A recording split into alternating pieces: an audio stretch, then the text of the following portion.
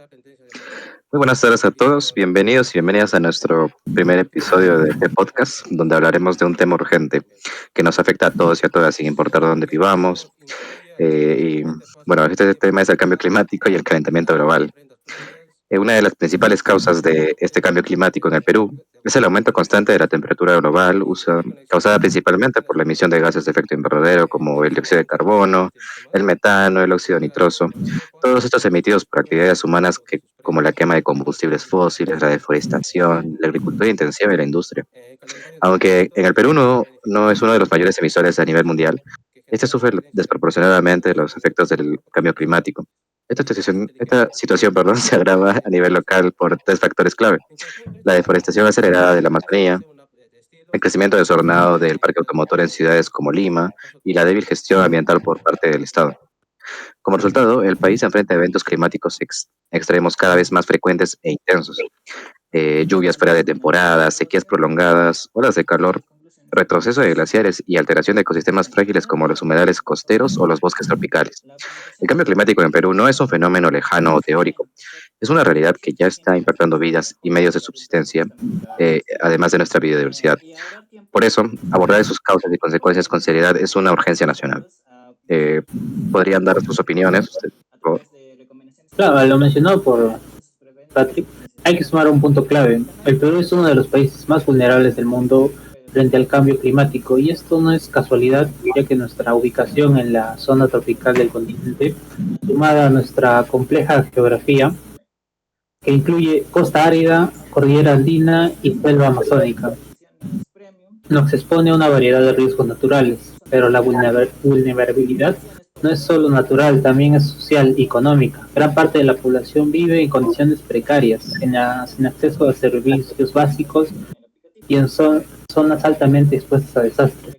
Por ejemplo, en la región andina, la rápida degradación, el Perú ha perdido más del 51% de superficie glaciar en los últimos 50 años. Esto está amenazando el suministro de agua potable en la agricultura y subsistencia.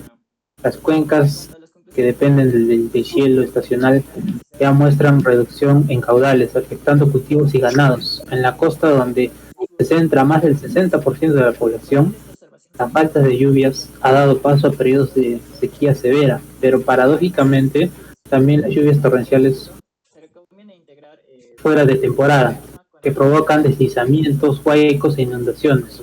Estos impactos son agravados por la falta de políticas públicas sostenidas, sistemas de alerta temprana limitados y escasas inversiones en infraestructura resiliente.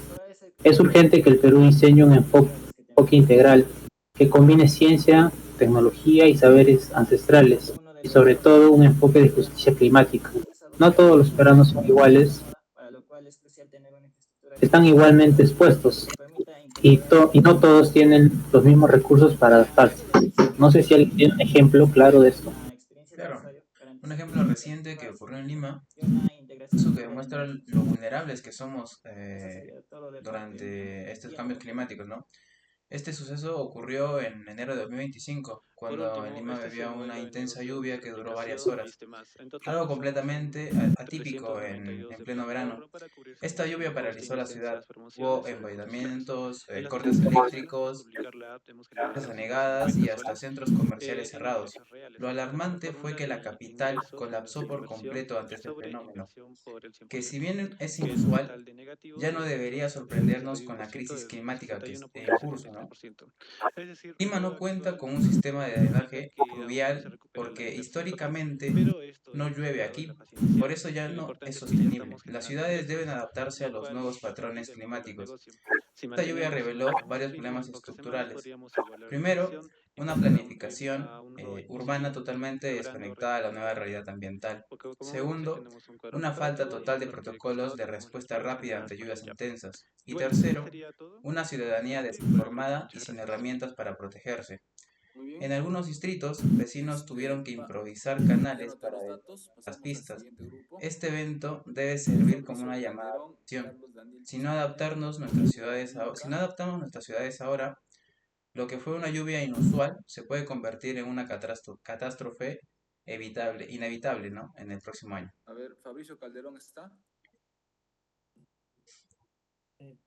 Bueno, pero a todo esto me gustaría sumar algo que considero fundamental, que es la falta de educación preventiva. La mayoría de peruanos no sabe qué hacer cuando ocurre una emergencia climática, como por ejemplo, cómo reaccionar ante un huaico, qué hacer si se inunda tu casa, dónde están las zonas seguras de tu distrito. Estas son preguntas básicas que deberían tener respuesta desde el colegio, pero la verdad es que no se enseña. Tampoco se realizan simulacros de desastres naturales con enfoque climático, ni se difunden campañas de preparación en medios accesibles. Lo poco que se hace suele quedar en lo formal, sin un impacto real en la población. Esto genera una fuente de dependencia del accionar estatal, y cuando el Estado no responde con rapidez, la gente se queda en la deriva. Creo que necesitamos implementar una cultura de prevención permanente. Eso implica integrar el tema climático en la malla curricular, realizar campañas masivas multilingües pensando en quechua y en lenguas amazónicas, capacitar a docentes y usar los medios digitales para enseñar cómo actuar ante eventos extremos como estos. No podemos seguir improvisando. La adecuación es nuestra primera línea de defensa. Claro, muy cierto lo que menciona Luis. Bien podemos hablar acerca del contexto actual climático. Es fundamental replantear la forma en que se planifica y se gestiona el desarrollo urbano de Perú. Las consecuencias del calentamiento global son evidentes. Fenómenos extremos como lluvias intensas, desbordes de ríos y huecos son cada vez más frecuentes, afectando a miles de personas, poniendo en riesgo infraestructura crítica. Según la ONU y expertos de la PUC, estos eventos extremos son un reflejo claro del impacto del cambio climático en nuestro país. Ante esta realidad, no se debe permitir más construcciones en zonas de alto riesgo, como quebradas, laderas inestables o áreas propensas a inundaciones. Muchas de estas zonas han sido ocupadas sin una adecuada planificación ni estudios técnicos, lo que agrava la vulnerabilidad de las poblaciones. Asimismo, es indispensable que toda nuestra infraestructura pase por una rigurosa evaluación ambiental. Esto permite anticipar impactos negativos y tomar medidas de mitigación antes de ejecutar proyectos de vivienda, transporte o energía. Otro aspecto crítico es el reforzamiento de diques y sistemas de contención, que es importante para que ninguna persona pueda correr el riesgo de salir lastimado. Y también las pérdidas no solo son humanas, también son materiales, lo cual afecta bastante la economía de las personas afectadas. Siguiendo ya para finalizar, yo creo que no debemos olvidar la dimensión ética y moral del cambio climático. Este no es solo un problema técnico o ambiental, es un desafío profundamente humano. Afecta primero a quienes menos han contribuido al problema, comunidades indígenas, agricultores de subsistencia, niños, personas con discapacidad, adultos mayores, etcétera, ¿no? Esa es la injusticia más grande del cambio climático. Y frente a eso, no podemos ser indiferentes. Tenemos la responsabilidad de actuar como ciudadanos, como profesionales, como estudiantes. La ética ambiental debe ser parte de nuestra formación desde ahora. No basta con reciclar una botella o plantar un árbol una vez al año, ¿no? Debemos cuestionar nuestros patrones de consumo, exigir políticas responsables y comprometernos con cambios sostenibles a lo largo plazo. El Perú no puede esperar que otros países resuelvan la crisis climática. Tenemos que actuar desde lo local, desde lo cotidiano, con cambiar hábitos, educar a otros y exigir acción climática real. Solo así podremos enfrentar esta crisis con justicia, dignidad y esperanza.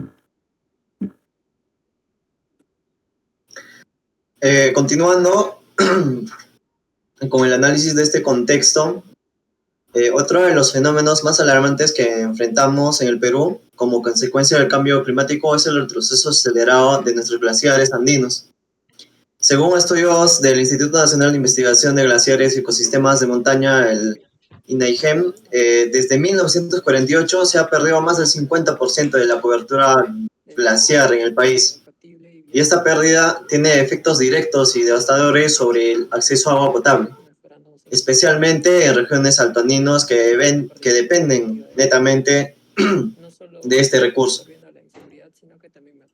Además, Esto compromete la agricultura de altura, que requiere riego constante y se debilita la generación de energía hidroeléctrica, que representa el 60% de nuestra matriz energética. Un caso crítico es la laguna de Palcacocha, en Huaraz, que ha crecido de forma desproporcionada debido al deshielo del glaciar. Palcarajo, esta laguna representa un peligro latente. Si un bloque de hielo cae ella sobre sí mismo, ¿no? Entonces podría desbordarse y generar un aluvión como en 1941, que ha arrasado parte de la ciudad y ha dejado cientos de muertos. Y no es lo único, hay más de 800 lagunas de origen glaciar en riesgo en el país. Y lo más preocupante es que muy pocas tienen un sistema de drenaje o diques reforzados. Sin una acción inmediata estamos caminando hacia una tragedia anunciada, ¿no? Y no tenemos cultura de prevención. Claro, lo que menciona Rivero es sumamente grave. Bueno, estas lagunas originadas por el deshielo acelerado son cuerpos de agua recientes que se forman en lugares donde antes había hielo permanente. Muchas de ellas están contenidas solo por escombros morrénicos o roca suelta, es decir, no tienen una contención natural segura. Esto los vuelve extremadamente vulnerables a los desbordes, sobre todo si ocurren lluvias intensas o movimientos sísmicos. Además, hay zonas como Cusco, Ancash, Arequipa, donde estas lagunas están muy cerca de comunidades o centros poblados. Y si una de estas lagunas se desborda, pueden causar un aluvión devastador en cuestión de minutos, arrasando con viviendas, cultivos, carreteras e incluso sistemas eléctricos. Por eso es urgente que se invierta en obras de reforzamiento de diques, el monitoreo satelital constante y en sistemas de alerta temprana con sensores de nivel de agua. No podemos seguir reaccionando solo después de una tragedia.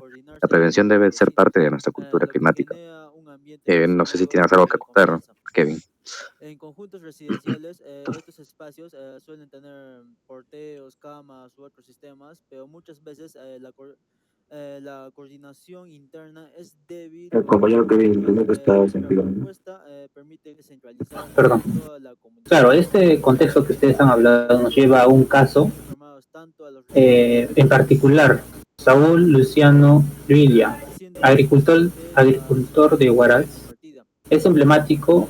En el 2015 demandó a una empresa alemana, RWE, una de las mayores emisoras de gases de efecto invernadero en Europa, responsabilizándola por el aumento de riesgo de desborde de la laguna Palcacocha, que pone en peligro su hogar y su comunidad. Aunque su demanda no prosperó del todo, logró algo histórico, que el tribunal alemán reconociera el posible vínculo legal entre emisiones de carbono en el hemisferio norte y daños específicos en países del sur global. Este caso visibilizó la profunda desigualdad climática, mientras que Perú solo emite un 0.4% de gases contaminantes globales, sufre desproporcionadamente los impactos. Grandes corporaciones con décadas de ganancias a costa del planeta rara vez asumen su responsabilidad. La lucha de Luciano no es solo legal, es simbólica. Pone sobre la mesa la necesidad de mecanismos internacionales para compensar a las poblaciones más afectadas. Este precedente abrió las puertas a otras demandas similares en Latinoamérica y fortaleció el debate sobre la deuda ecológica en el norte global, tiene como el sur. Luis, ¿algo que acotar a esto? Por supuesto. Aún insisto con mi posición de la educación.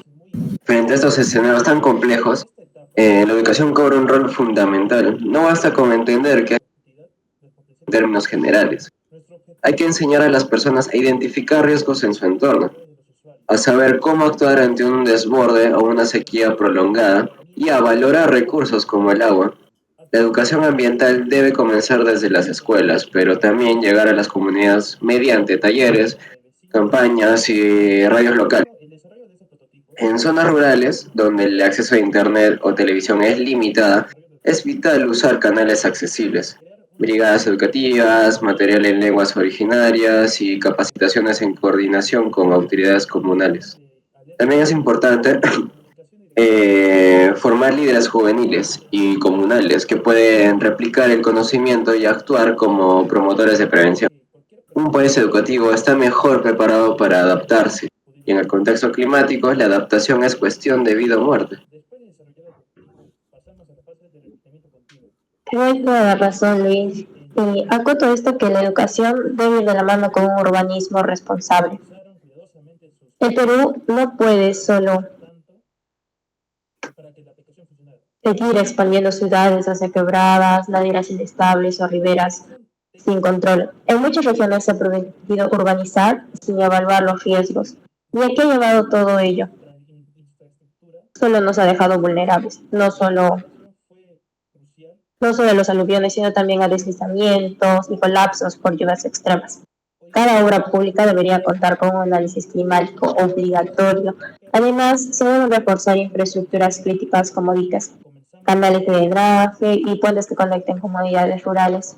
Esto no solo es una responsabilidad del Ministerio de Vivienda, sino también de los gobiernos regionales, municipales, y una ciudad mal planificada es una ciudad condenada a sufrir más. Esto no solo se trata de que crezcan las ciudades, sino de que crezcan de forma segura y resiliente. Asimismo, hacemos un llamado a los gobiernos locales y que apliquen la equidad en esta línea. Es clave descentralizar la gestión del cambio climático. Las municipalidades y gobiernos regionales deben tener capacidades técnicas y recursos financieros suficientes para actuar. Pero actualmente muchos no los tienen. Incluso hay zonas donde no existe personal especializado en gestión ambiental o cambio climático. Además, debe haber un enfoque de equidad. Las mujeres en zonas rurales son quienes más sufren los efectos del cambio climático. Son las encargadas de conseguir el agua, cuidar los cultivos y alimentar a sus familias. Sin embargo, casi nunca están presentes en los espacios donde se toman las decisiones. La equidad de género debe incorporarse en todos los niveles de planificación climática. No podemos construir resiliencia dejando fuera a la mitad de la población. Voy a hablar sobre el marketing, la estrategia de marketing y adopción. Primero, en las redes sociales vamos a utilizar las campañas de Como, publicidad, como grupo coincidimos que el rol del Estado es fundamental. No podemos seguir esperando que la naturaleza decida por nosotros. El gobierno debe invertir en sistemas de monitoreo climático avanzados, sensores de lagunas, estaciones meteorológicas en regiones vulnerables, mapas de riesgo y, y georreferenciados y actualizados, ¿no? Además, se deben realizar simulacros de evacuación con frecuencia, sobre todo en regiones de riesgo glaciar como Ancash, Huancavelica o Cusco. Las alertas tempranas deben llegar a todos, incluso por mensajes de texto, y no solo a quienes tienen internet. Estos sistemas no son un lujo tecnológico, son herramientas de vida, y en paralelo